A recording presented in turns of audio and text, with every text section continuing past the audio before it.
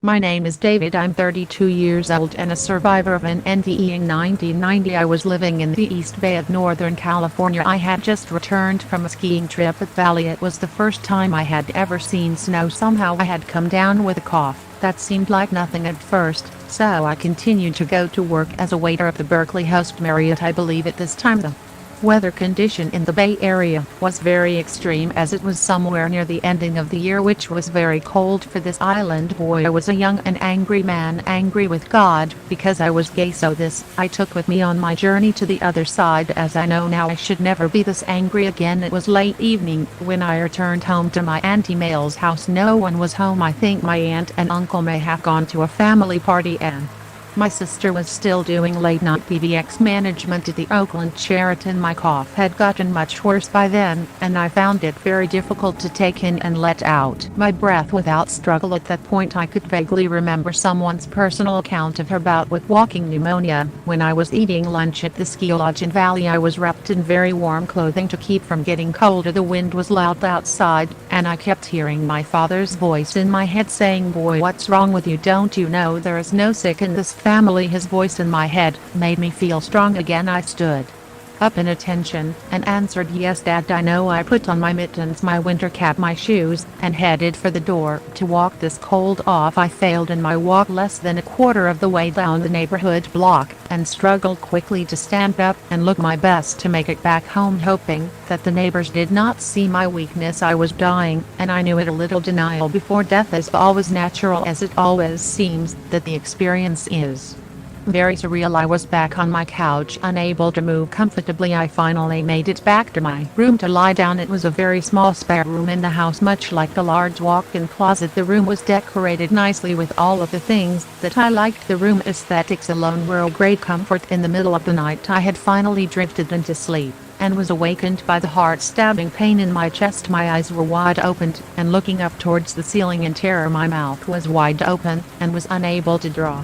In the next breath I was choking and convulsing in my bed. The pain was beyond words. My vision was now leaving, and I could only hear the sounds and feel the pain slowly subside from some kind of natural drug euphoria released from my brain. Then there was no more physical pain. Still I could hear the body and its last kicks against the bedside wall, and then there was nothing. I'm still here. I thought perhaps I should get up and see exactly what all the commotion was about. I walked towards my bedroom door and stopped. I turned around and was unable to view the body that still rested in my bed. My room was the same but different. It seemed that everything I owned had a strange and beautiful glow to them. A blue-green aura of light was emitted from all the things that I owned. I saw my foot and handprints glowed where I walked or where I touched. I was fascinated and so preoccupied by this that I temporarily forgot about what had just happened. I was not sure if I was to wait here in my room or make a move for adventure. At first I tried for the bedroom door and reached out to open it. My arm went through up to my elbow. I could sense the feel of others out there who wallowed in great sorrow like nothing else mattered. It was frightening, so I pulled my arm back and I looked towards my window and saw that the branches of the tree kept hitting up against the window from the storm still going on outside. I considered returning to my buddy, but it seemed like it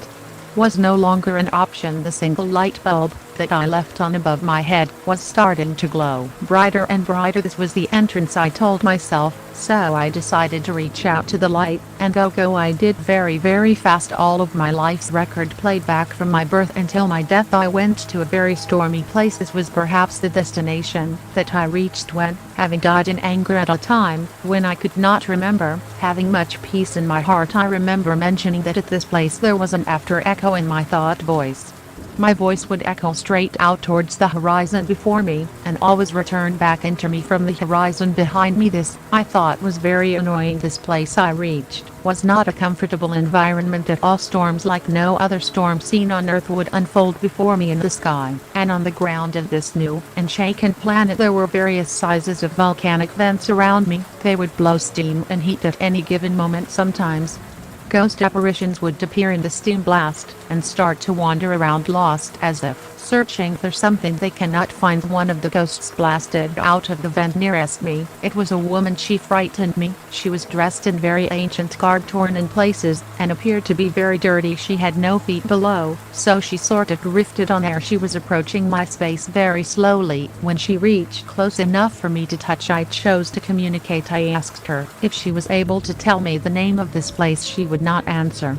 However, she slowly crept even closer to me, as if she was going to steal or hurt me. I know all thoughts are heard here, so you can't hide a plan for yourself. Instead, you just have to come out and say it. So I said very stern, "Who are you?" She then tore off a part of the shroud that hid her face, and showed me only bone and skull. Her jaw opened wide as if dislocated, and she rose completely out of her robe, and swooped down at me for a bite. It was my left shoulder, my spirit body. The pain was so great it was worse than death at that very moment. As she swooped around in midair to take on another bite of my spirit, I dropped down onto my knees and cried out for God. The spirit woman placed her hands on her head and disappeared back into the ground. Then I noticed the other approaching spirits did the same. Still I cried for God and asked if he would forgive me for speaking so crude of him back on earth, and if he would accept me back and take me home away from this strange land. It was at that moment that I also realized that my voice would no longer echo and return back into me. Instead, I would roar out his name unto the summit of the horizon, and his name alone would explode into light and sound. The rest of the spirits around me would show fear, as if God was not any comfort to them at all. This was sad to me, but it was also a joy for me to know that God had accepted my apologies, as the light on the horizon would expand in my direction.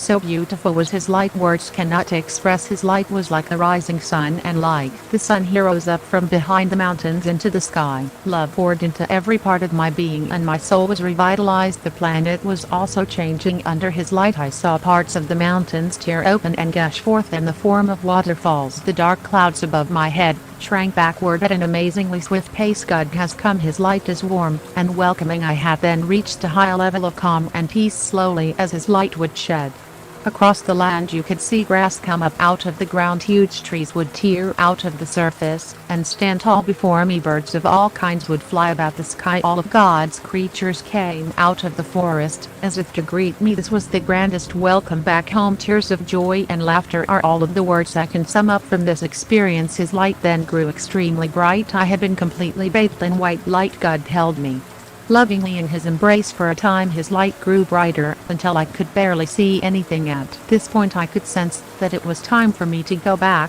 to earth. Looking at God, I said, "Please Lord, can I stay?" Hush, he would say, "Your time on earth has not been completed. Now go off and be a good lad, for there is much more for you to learn." I thanked God endlessly during my journey home to earth. Then there wham, I'm in my body again. Yes, I was now back in my living vehicle, checking all systems for go. No problems detected. The lung system was completely cleared. I was shocked, disoriented, and a little confused. These are the words that come to my mind after entering a human body. The next could be forms of denial. So here comes the denying man's logic check. Did I smoke too much pot and go on a weird trip? The answer lies in the evidence around me. I went for a walk through the house. My winter jacket and gloves were thrown around in different areas. Like in a struggle, the telephone was still programmed 4911. The operator scolded me. I had to check. I was back into my room with my back against the wall. I slowly sat back down and waited for the sun. This had to be one of the most beautiful mornings that I had ever seen. The sky was bright pink and the sun embraced the horizon. Even now, when there are days when life gets too tense, that is when I know it is time to stop and watch the sunrise. Many times I can still see him smiling in the sun and shining on my face. That is a comfort to me, and so is the knowledge that we have a home to